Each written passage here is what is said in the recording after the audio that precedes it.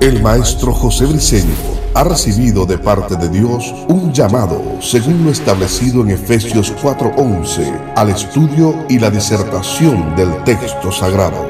Por más de 4 décadas le ha dedicado su vida ininterrumpidamente a la investigación y la enseñanza bíblica. Prepárate para escuchar un nuevo mensaje en forma exegética, polifacética y sistemática del texto sagrado, por el doctor José Briceño, maestro de la palabra de Dios, en su programa Palabra de Iluminación. Bendiciones, de nuevo el maestro José Briceño, transmitiendo, exponiendo, presentando con mucha pasión, con mucho amor, con mucho anhelo, con mucha inspiración, motivación del Espíritu Santo.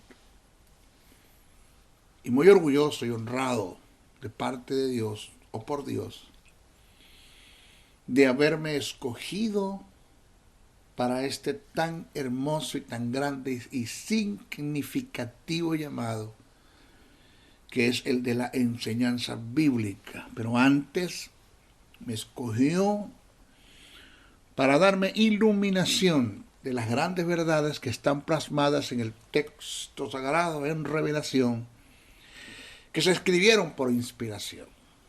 A Dios gracias, al conjunto de la deidad, Dios Padre, Dios Hijo y Dios Espíritu Santo, por esta honra que me dan. Creo, y estoy muy seguro que fuera de este recinto donde estoy ahora grabando este estudio, hay gentes con mayores capacidades que las mías, pero Dios dijo, te quiero a ti. Ya, punto, te quiero a ti. Y eso es digno de ser honrado.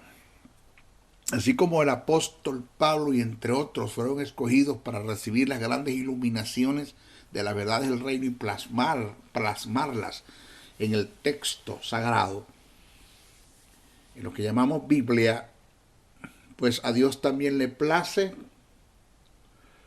o fue parte de su designio, de su deseo, escogerme para darme iluminación de lo que ellos recibieron, digo Pablo y entre otros, por inspiración del Espíritu para plasmar estas verdades. Gracias.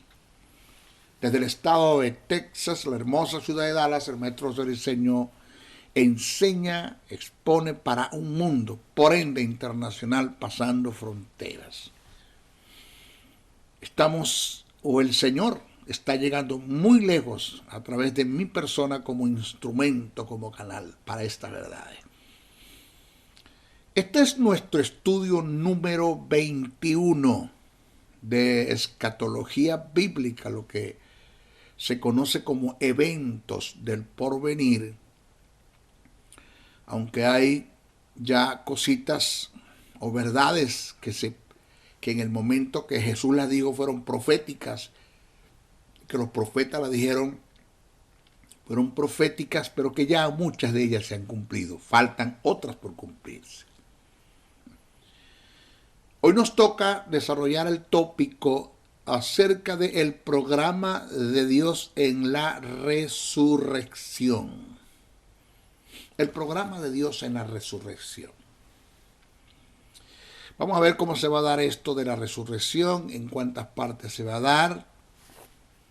Vamos a ver a dónde van los que mueren actualmente. Ahora, los que mueren actualmente, porque muchos enseñan, inclusive en sus liturgias fúnebres, en sus servicios fúnebres, en muchos ministros alegan desfasadamente, descontextualizadamente, erradamente, que cuando una persona muere o en el momento de su liturgia, la persona que está en el féretro, en la urna, pues ellos alegan que están ante la presencia de Dios, que están en el cielo, cosa que no dice la Biblia, que no es bíblico, que no es escritural, porque nadie va para el cielo cuando muere. Vamos a ver esa verdad.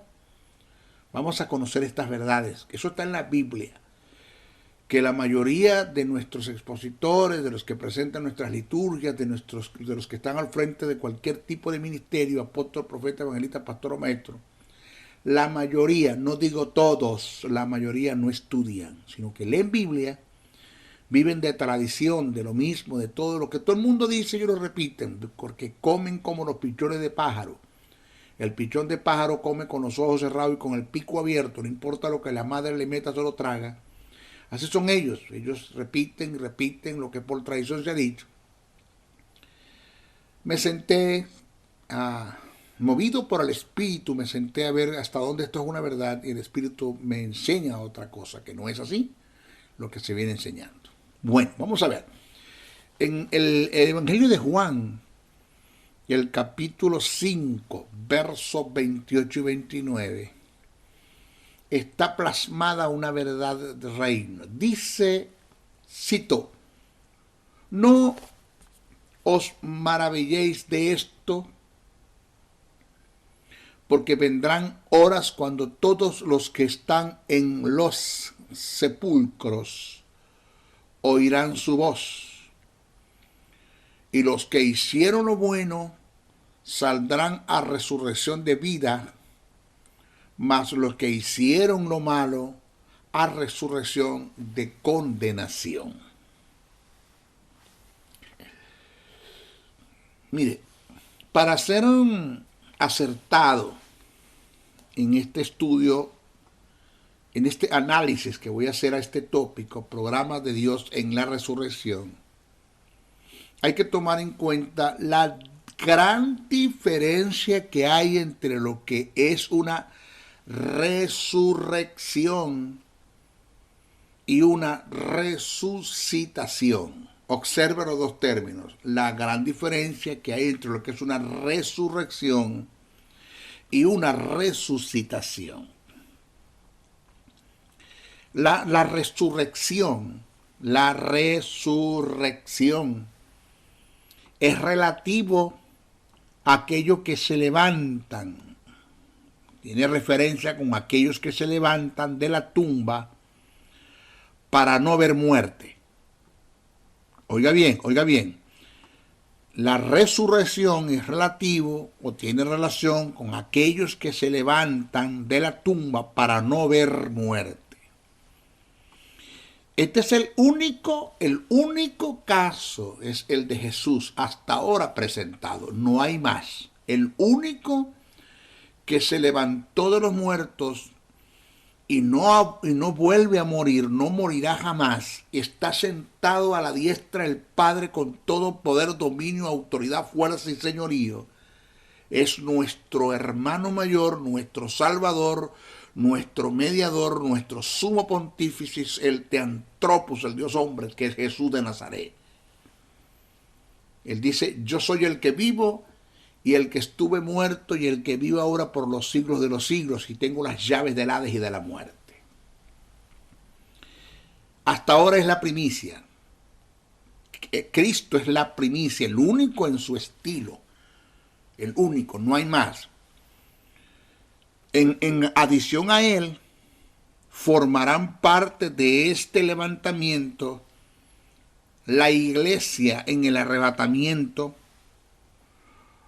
luego los santos del Antiguo Testamento en unión a los decapitados y al final del programa de la resurrección, los que van a ser juzgados en el juicio del gran trono blanco. Esto es después de 1000 años. Usted se busca primera carta a Corintios, el capítulo 15 del verso 20 al 24. Eso está muy bien claro. En la primera carta a Corintios, el capítulo 15, eso está muy bien presentado, el programa de la resurrección. El apóstol Pablo es muy claro en el asunto. Repito, Primera carta a Corintios, capítulo 15, del verso 20 al 24. Dice, cito, mas ahora Cristo ha resucitado de los muertos, primicia de los que durmieron es hecho. Porque por cuanto la muerte entró por un hombre, también por un hombre la resurrección de los muertos. Porque así como en Adán todos mueren, también en Cristo todos seremos vivificados. Pero cada uno en su debido orden. Cristo la primicia, luego los que son de Cristo es en su venida, luego al fin cuando entregue el reino al Dios y Padre, cuando haya suprimido todo dominio, toda autoridad y toda potencia, porque preciso es que Él reine hasta que haya puesto a todos sus enemigos bajo sus pies, y el postrer enemigo que será destruido es la muerte.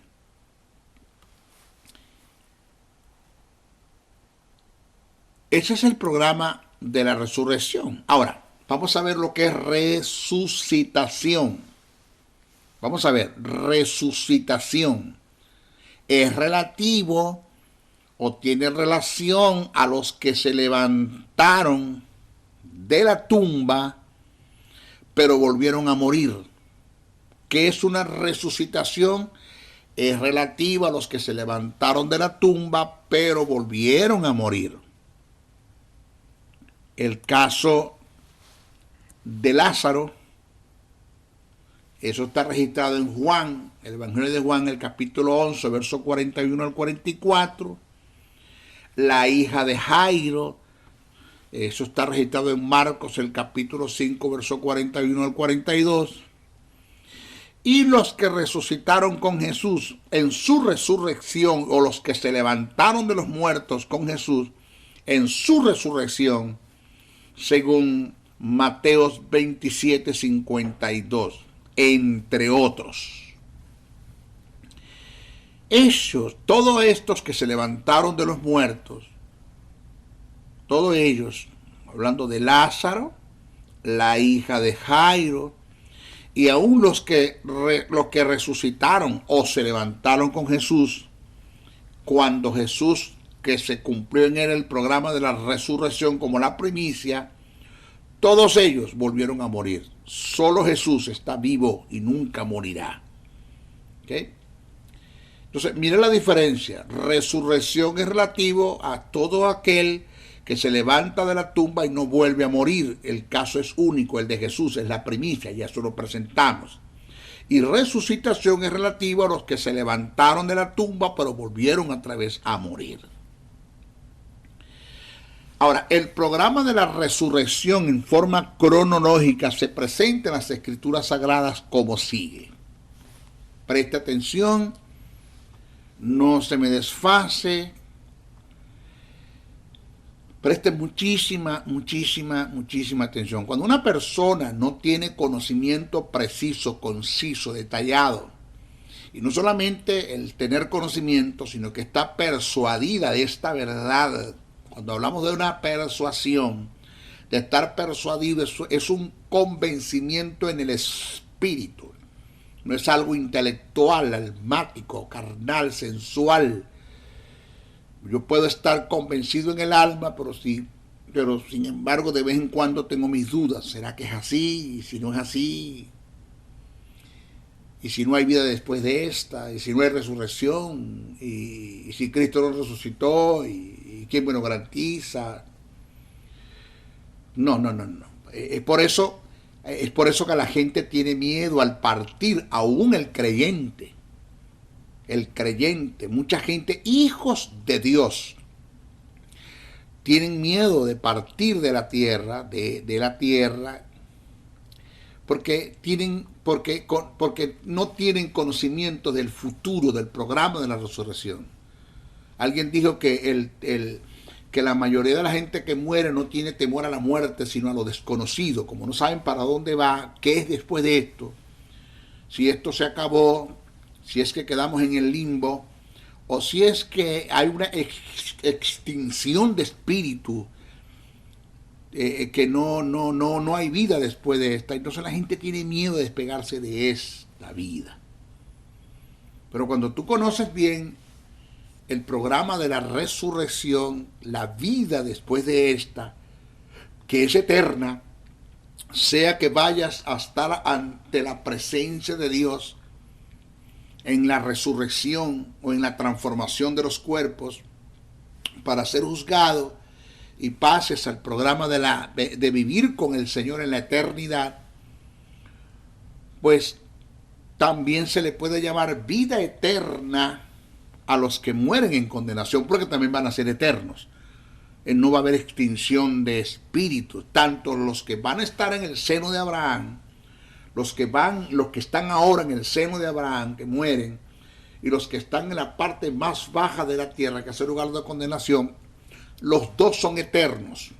Una diferencia, o debo decir, corrijo, los dos van a participar del programa de la eternidad, los dos son sempiternos y van a cumplir con el programa de la eternidad, con la diferencia que los que están en el seno de Abraham se levantarán para la resurrección, para vida eterna y estar a la presencia de Dios, y los otros se levantarán para muerte eterna, muerte, separación de Dios, pero van a vivir para el diablo eternamente, van a estar con el diablo en la eternidad, en el infierno.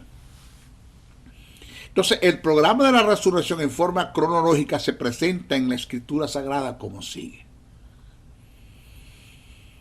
Cristo como la primicia de la resurrección, no de la resucitación, de la resurrección.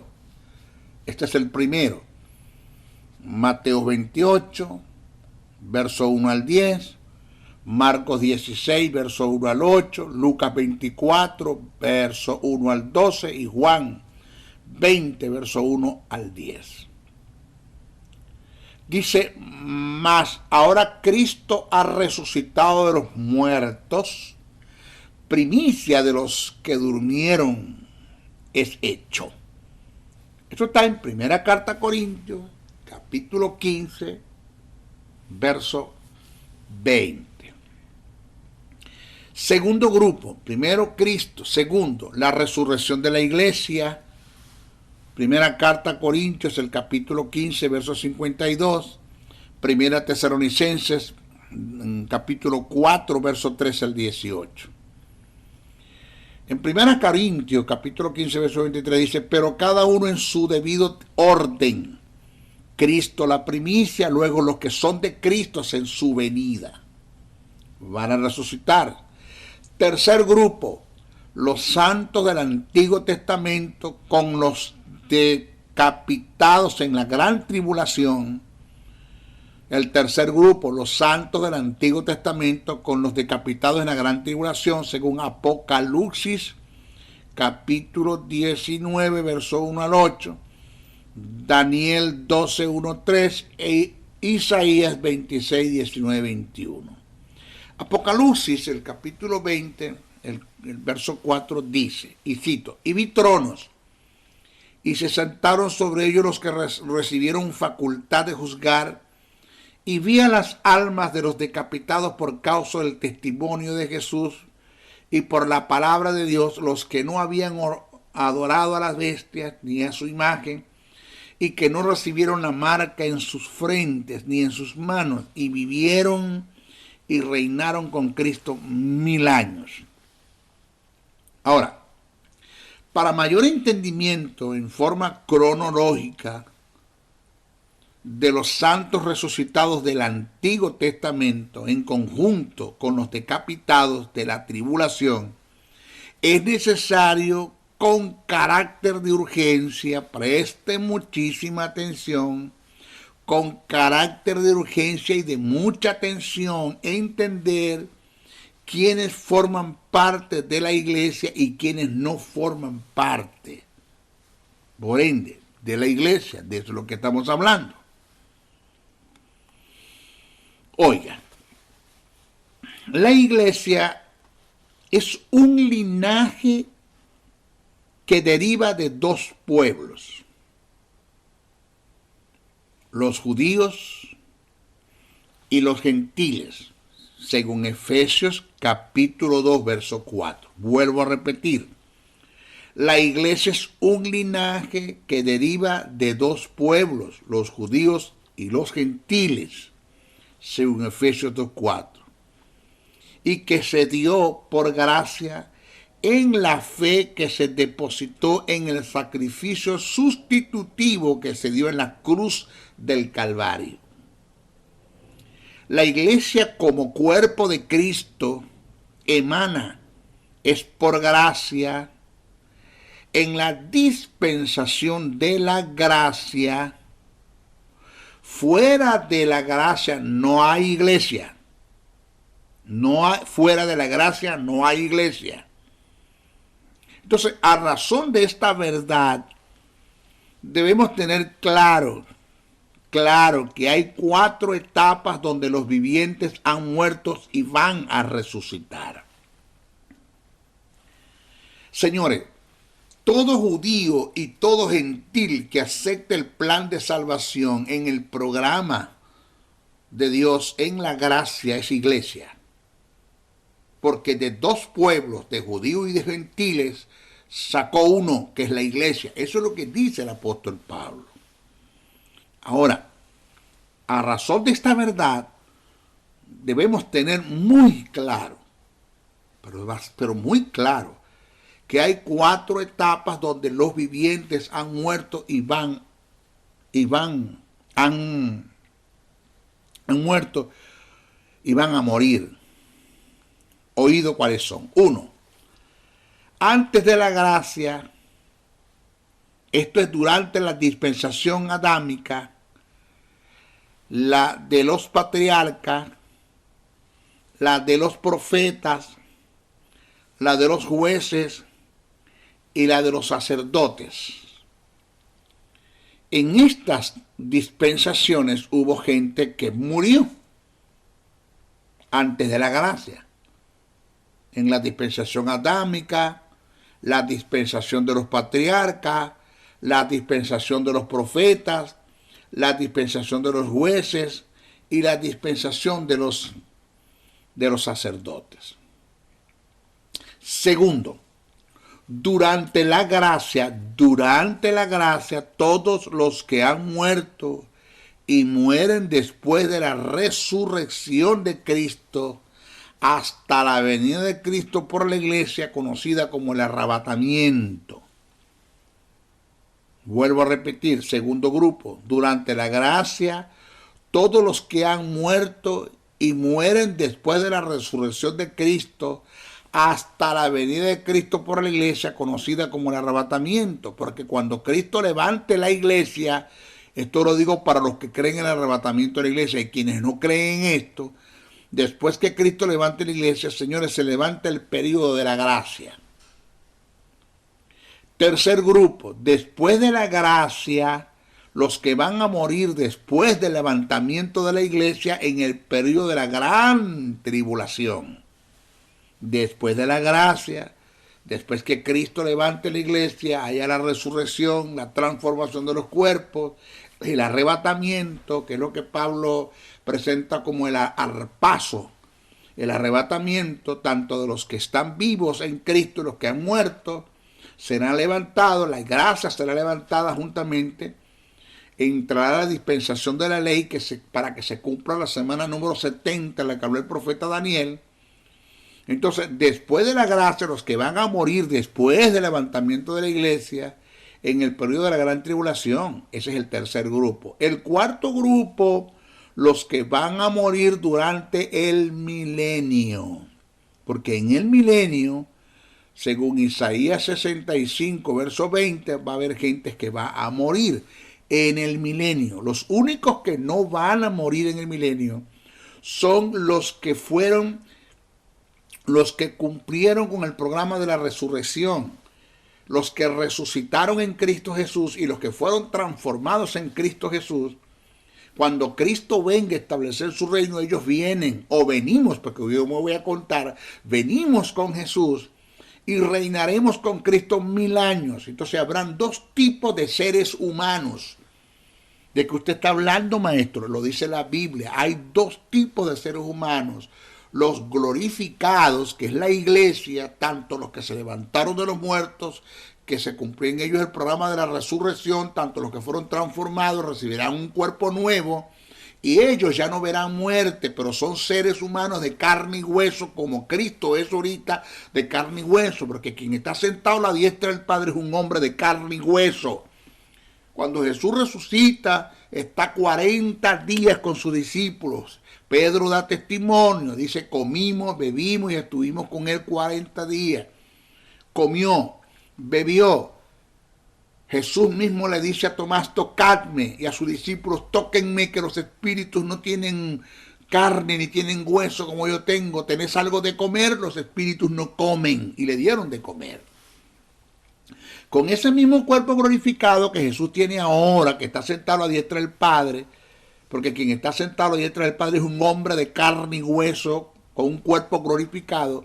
Con ese mismo cuerpo nosotros, los que resucitemos o los que seamos transformados, que cumplamos con el programa de la resurrección o de la transformación del cuerpo, si estamos vivos, la glorificación del cuerpo, después de ser juzgados, recibir los galardones y de estar en la cena de las bodas y participar de las bodas del Cordero y estar en la cena de las bodas, vendremos a la fiesta de las bodas, que es el milenio con Cristo. Entonces habrá en la tierra dos tipos de seres humanos, los glorificados y los no glorificados. Entonces los que no son glorificados, que fueron los que se quedaron en la gran tribulación, pasaron por la tribulación, y Cristo venga a reinar sobre ellos por 1000 años, ellos van a morir. Va a haber muerte, según Isaías 65, 20. Entonces, todo el que haya muerto fuera de la dispensación de la gracia, óigase bien esto, preste atención, todo el que haya muerto fuera de la dispensación de la gracia y no formó parte del proceso de justificación y vivificación, el cual lo llevó a un estado de regeneración, impartiendo en él la vida eterna, no forma parte de la resurrección de los muertos en el arrebatamiento de la iglesia. De modo que los santos que han muerto antes de la dispensación de la gracia serán resucitados con los mártires decapitados en el milenio, y estos serán los invitados a la cena de las bodas, que dicho evento no tiene nada que ver con las fiestas de las bodas. Eso está claro en el texto sagrado. Ahora, mis hijos, ¿de dónde se levantarán los muertos? El hermano Juan de los Palotes, la hermana Petra A.P. murió y según muchos está ante la presencia de Dios. Eso no es lo que dice la Biblia. La Biblia nos dice que cuando usted muera, usted se va para el cielo de una vez. En el cielo no hay nadie. El único que está en el cielo es Jesús. El único. Ahora, ¿de dónde se levantarán los muertos? Señores, para dar respuesta a esta interrogante en forma acertada, debemos estudiar y analizar muy detenidamente el destino de los que han muerto en las diferentes dispensaciones. ¿Dónde están los que murieron y los que mueren en este tiempo? ¿Dónde están? Entonces, para responder con seguridad, dar respuesta a esta pregunta, debemos hacer un estudio exegético de la doctrina de los infiernos. Según las Sagradas Escrituras, hay 3 tipos de infiernos, que son el Hades, que es el mismo Seol, según Apocalipsis capítulo 20, verso 11 al 15. Repito, el Hades, que es el mismo Seol, según Apocalipsis 20, 11, 15. Segundo, tienes el Tártarus, es donde están los ángeles caídos, lo que se conoce como prisiones de oscuridad o prisiones eternas, según Judas, verso 6, porque Judas tiene un solo capítulo, Judas verso 6, y segunda carta que escribe el apóstol Pedro, capítulo 2, verso 4. Y tienes el lago de fuego, que es el llamado Gehenna, o el valle del Hinón, o Geinón, que es el valle del Hinón. El lugar o destino final, este infierno es el lugar o destino final de los condenados en sus diferentes etapas. Cuando se hallan los diferentes juicios, los que van a ser condenados van a ser lanzados al lago de fuego, al Geinón, según Mateos capítulo 5, verso 22 y Marcos capítulo 9, verso 44. Ahora, el Hades o Seol, vamos a hacer un estudio en este tipo de infierno. Vamos a hacerlo. Vamos a estudiar este lugar, ¿cuál? El Hades o Seol. Vamos a estudiarlo en el aspecto general, en su idioma original. Vamos a hacer una etimología. La Biblia usa más de 70 veces el término hebreo Seol y su equivalente griego Hades, los cuales tienen relación con la muerte. En algunas versiones bíblicas se traduce sepulcro, infierno, hoyo y así por el estilo. Ahora, según las escrituras, el lugar geográfico del Hades o el Seol, el lugar geográfico, o sea, dónde está ubicado el Hades o el Seol, es el centro de la tierra. Ahí está, en el centro de la tierra. Esto está en Números, capítulo 16, verso 31 al 33, y Efesios, capítulo 4, verso 9 al 10. ¿Ok? Entonces, según la historia, ese relato que Jesús narra del rico y Lázaro, que no es una parábola, porque ya se dijo un nombre propio. Cuando se dicen nombres propios, ya eso no es una parábola. Puede formar parte de una figura retórica, pero no es una parábola. Entonces, según la historia que Jesús narra del rico y Lázaro, el Hades, en su significado final, es un lugar que se compone de dos departamentos. Uno llamado la parte inferior y la otra la parte superior. Repito, uno llamado la parte inferior y la otra la parte superior. En la parte inferior es donde está el rico y la parte superior es donde está Lázaro, llamado también el seno de Abraham, según lo que escribe el evangelista Lucas, capítulo 16, verso 19 al 31. Pero, oído,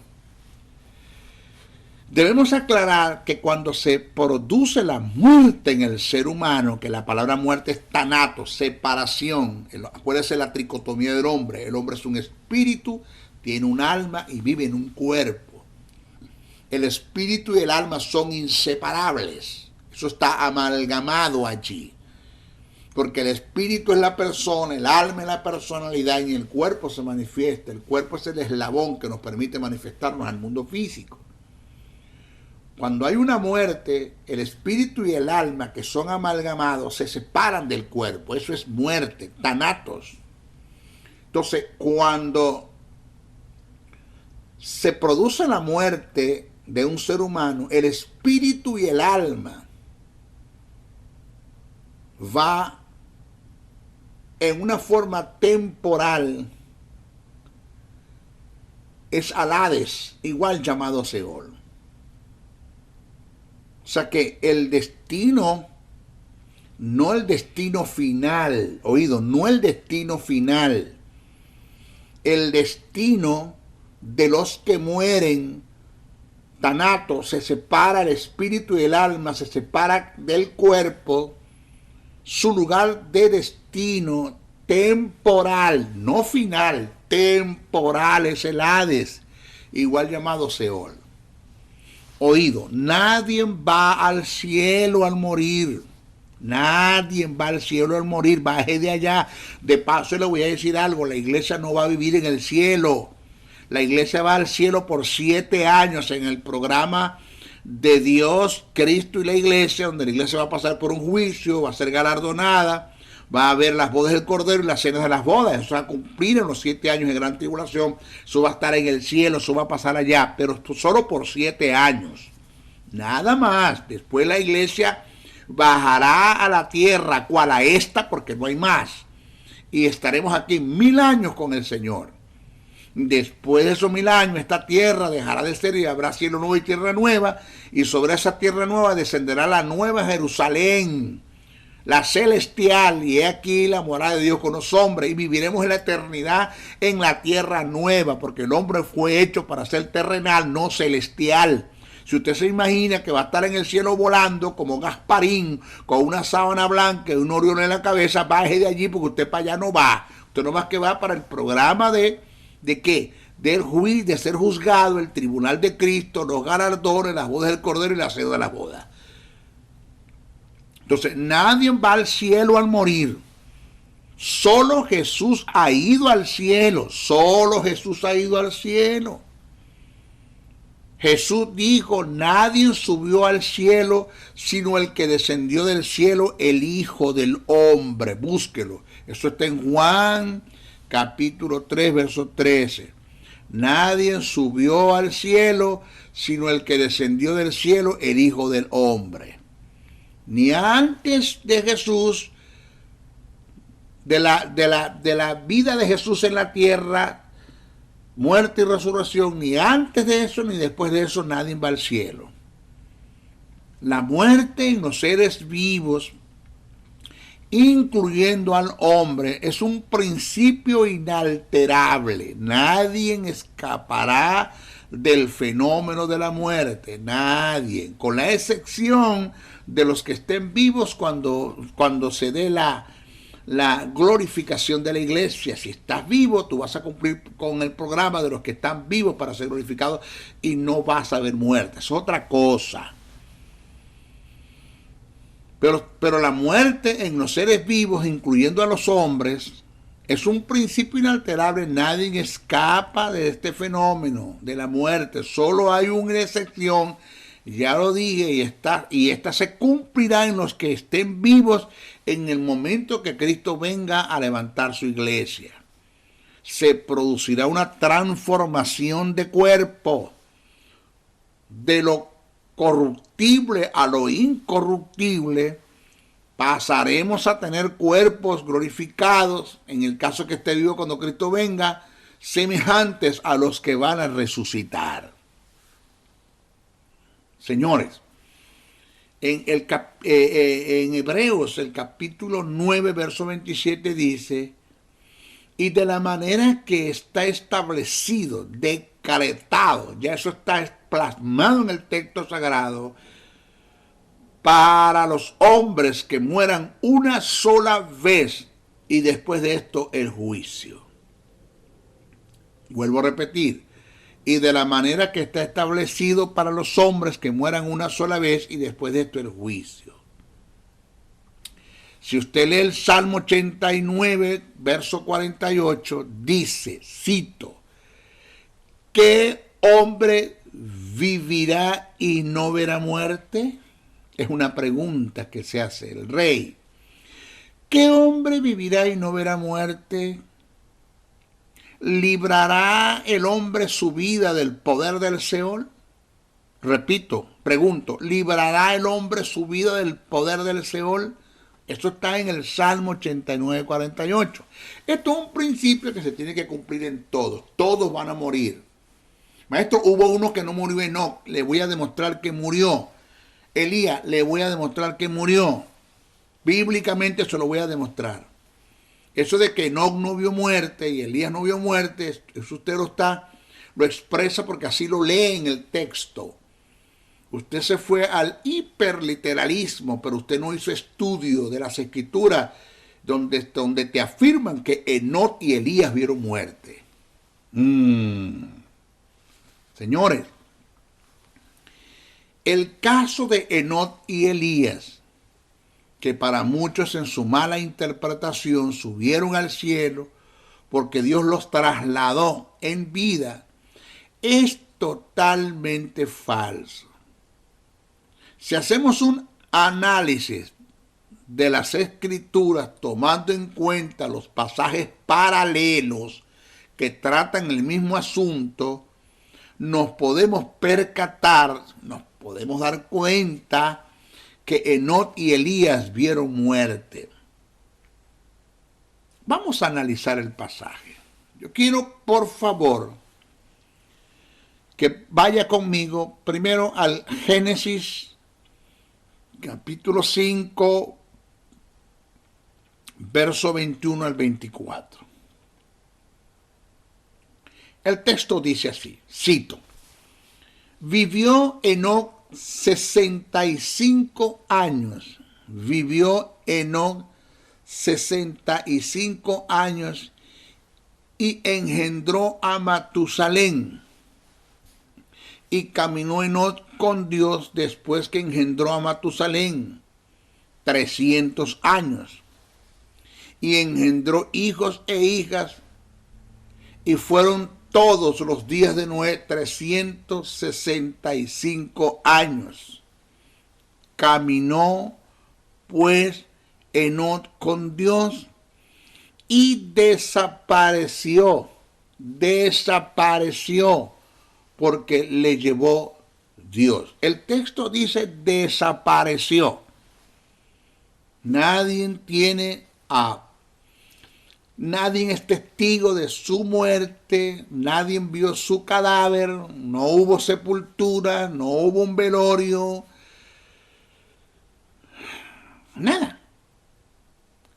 Nadie sabe, pero eso no quiere decir que no murió. Vamos a seguir leyendo. Vamos a ver ahora, como pasaje paralelo, esto se llama... Esto cumple con un código, regla y principios de interpretación, tomar en cuenta los pasajes paralelos. ¿Qué es un pasaje paralelo? Es aquel que te narra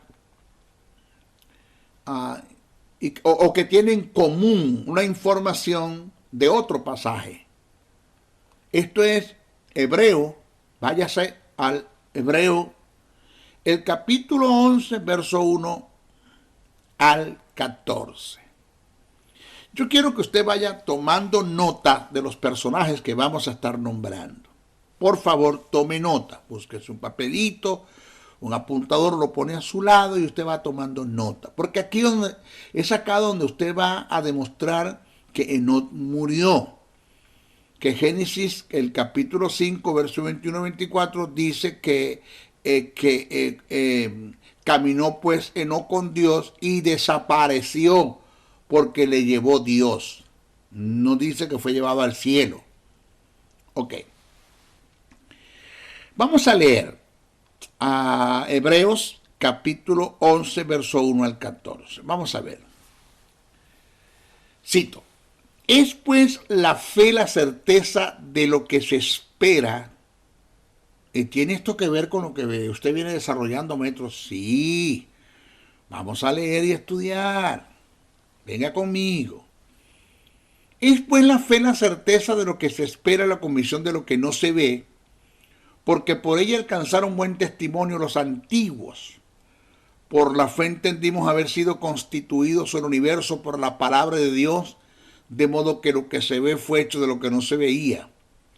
Por la fe, Abel, tome nota del primer personaje, Abel, ofreció a Dios más excelente sacrificio que Caín. No me note a Caín, porque Caín no es un personaje de fe allí.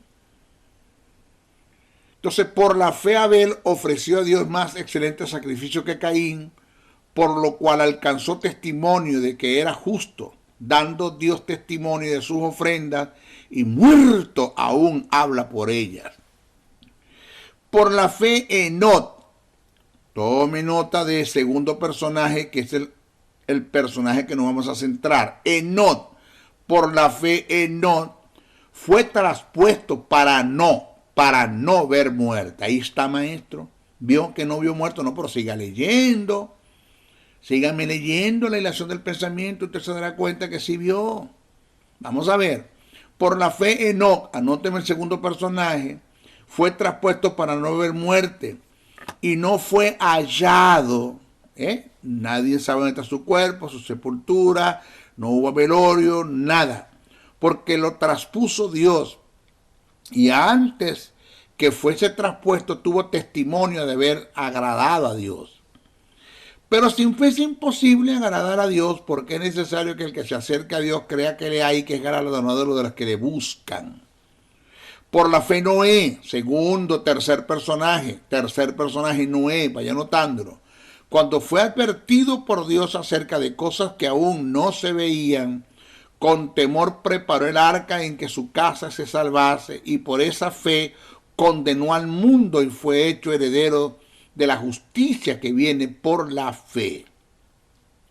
Por la fe Abraham, anote ese personaje, cuarto personaje, siendo llamado, obedeció para salir al lugar que había de recibir como herencia, y salió sin saber de dónde iba. Por la fe habitó como extranjero en la tierra prometida, como en tierra ajena, morando en tiendas con Isaac, Jacob, heredero de la misma promesa, porque esperaban la ciudad que tiene fundamento, cuyo arquitecto y constructor es Dios. Por la fe la misma Sara, anote ese personaje, Sara. Por la fe la misma Sara, siendo estéril, recibió fuerzas para concebir y dio a luz aún fuera del tiempo de la edad, porque creyó que era fiel quien lo había prometido.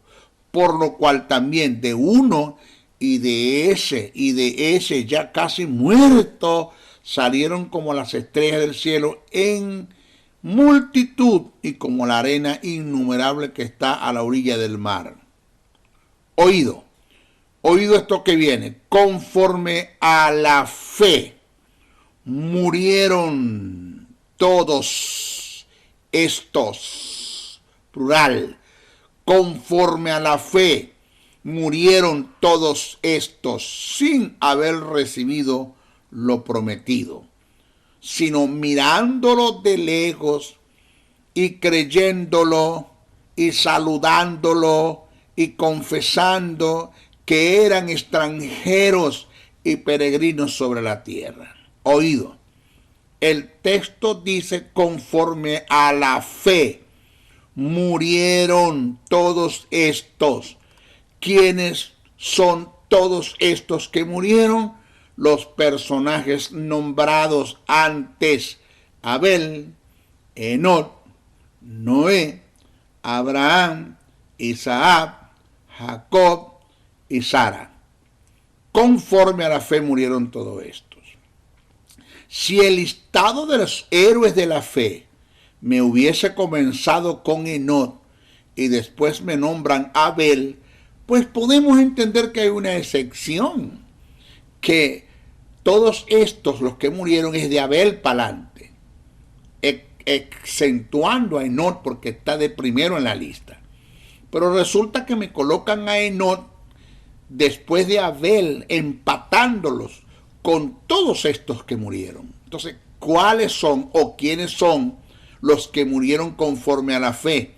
Cuando dice conforme a la fe murieron todos estos, me está hablando de que se está tratando de Abel, Enoc, Noé, Abraham, Isaac, Jacob y Sara. Todos estos murieron. Entonces, según lo que está escrito en Hebreo, el capítulo 11, verso 13, Enoc vio muerte.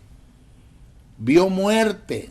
Por igual Elías, de la misma forma que se dio en Moisés. Dios produjo la muerte natural, inhalando su espíritu del cuerpo, ocultando el cuerpo para que nadie fuera testigo de su muerte.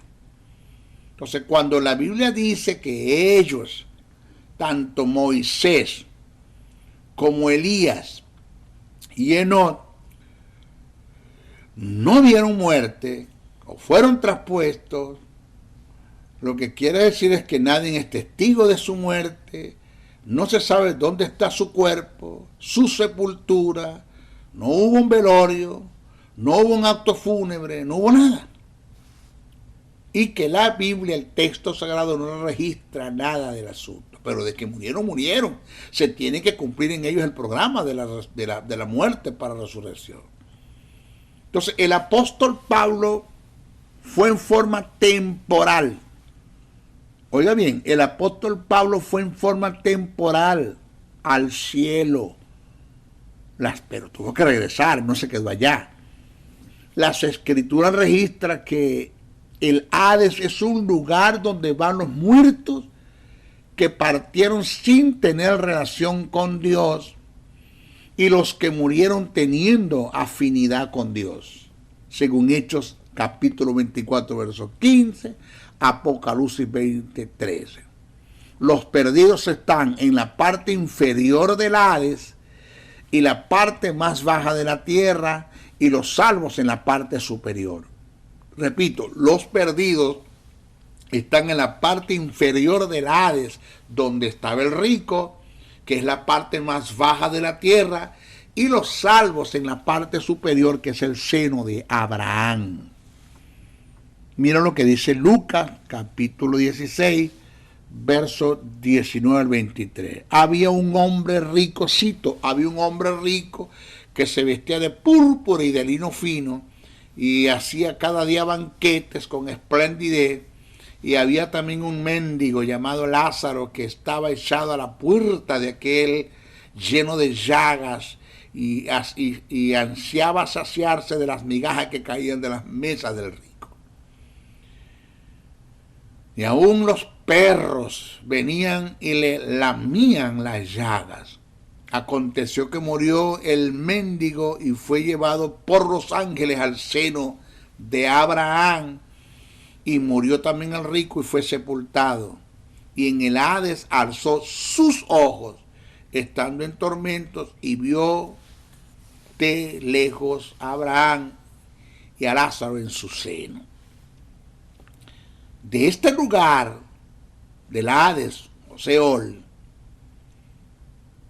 hizo referencia el apóstol Pablo cuando trató el tema de la muerte de Cristo, quien muriendo en una condición de pecado, por causa de que Dios lo hizo pecado, no porque él hizo pecado, porque no se halló pecado en él, Dios lo hizo pecado, fue a la parte más baja de la tierra, esto es la parte inferior del Hades, es decir, el lugar de tormento donde estaba el rico. Jesús tuvo que ir a ese lugar porque murió en pecado.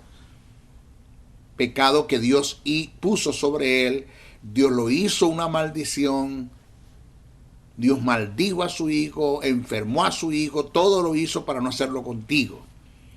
Efesios capítulo 4, verso 9 al 10 dice, cito, y eso que subió, hablando de Jesús, ¿qué es? Sino que también había descendido primero a las partes más bajas de la tierra, y el que descendió es el mismo que también subió por encima de todos los cielos para llenarlo todo.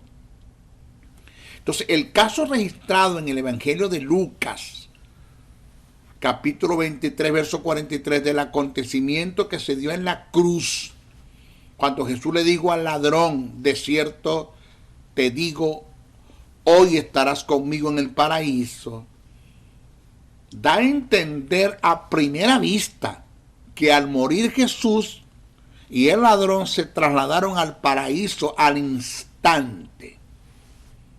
Pero eso no lo registra las Escrituras. Lo que dice la Biblia es que al morir Jesús descendió a la parte más baja de la tierra. Es lo que dice el texto. Entonces, ¿dónde está el problema de lo que se da en la cruz cuando dice, de cierto te digo, hoy estarás conmigo en el paraíso?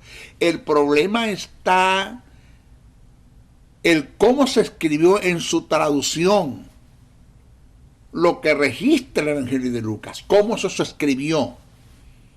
Entonces, gramaticalmente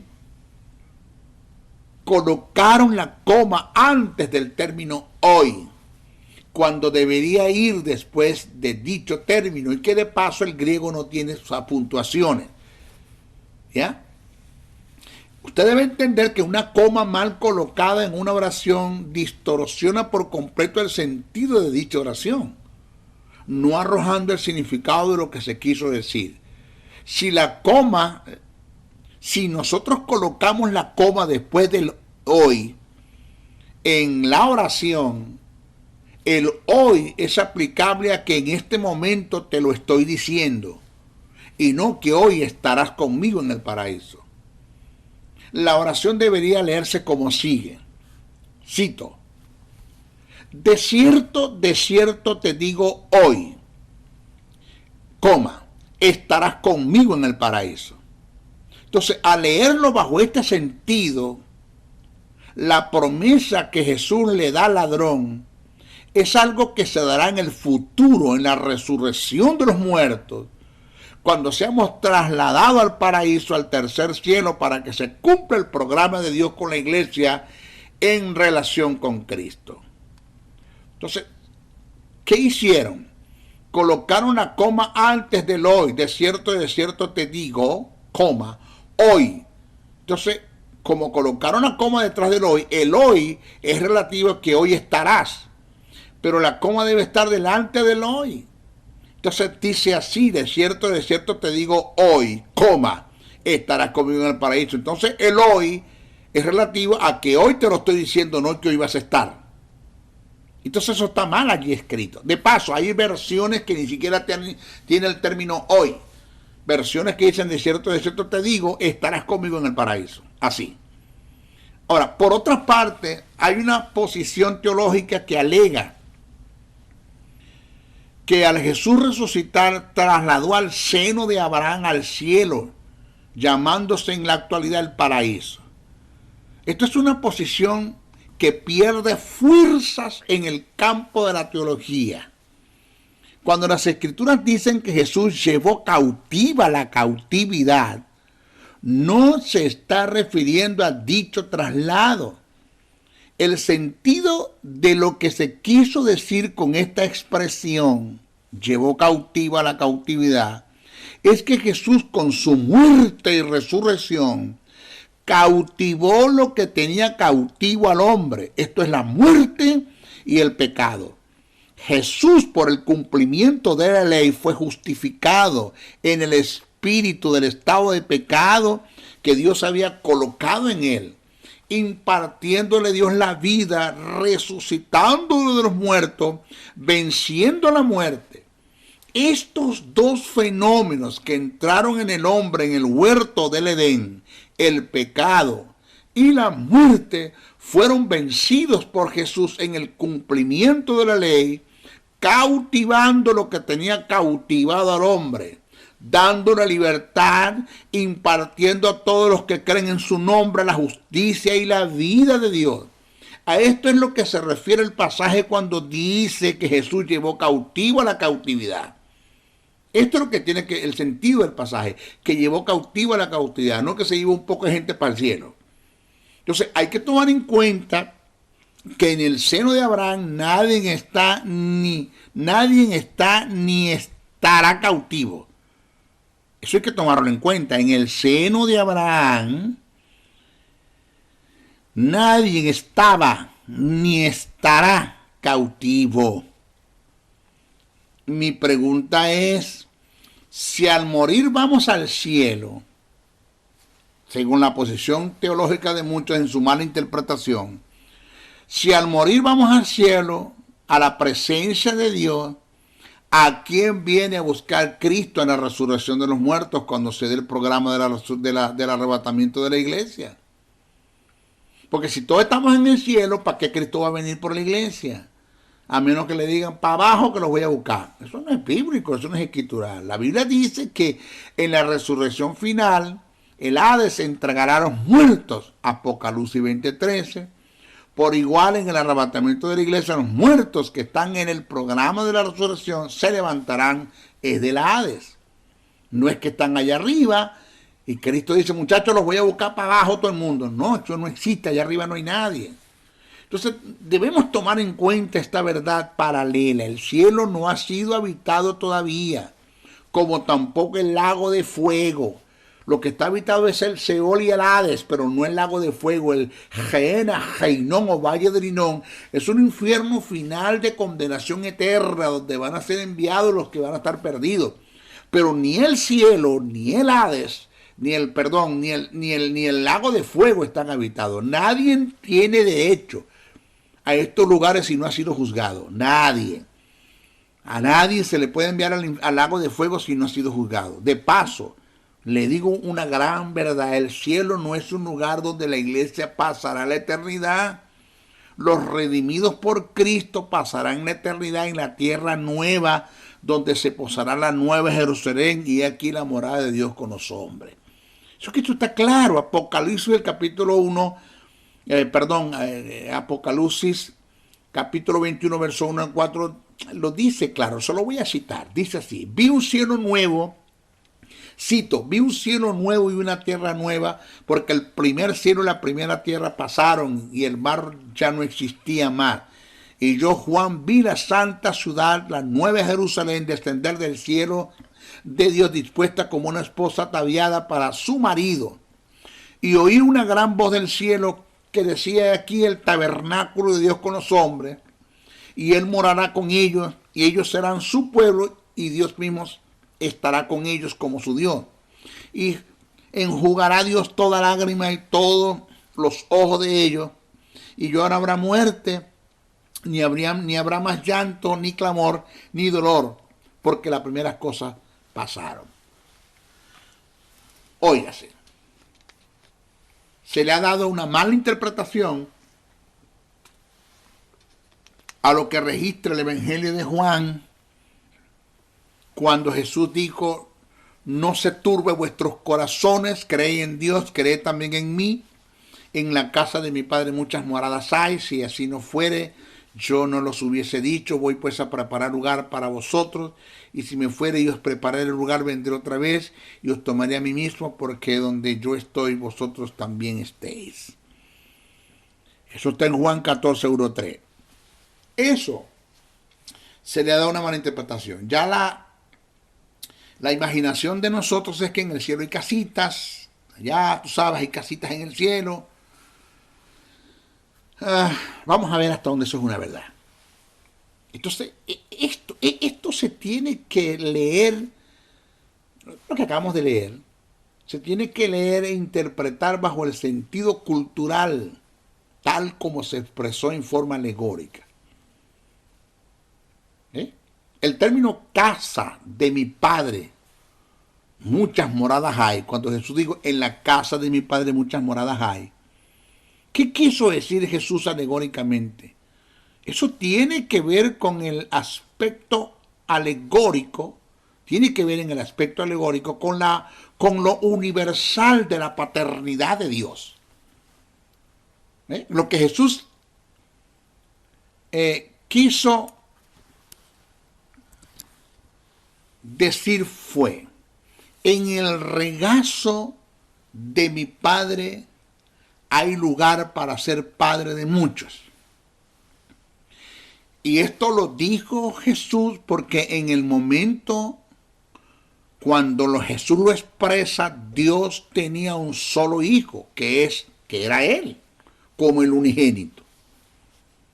Pero Dios Padre se proveyó de un hijo, entregándolo en sacrificio para tener muchos hijos.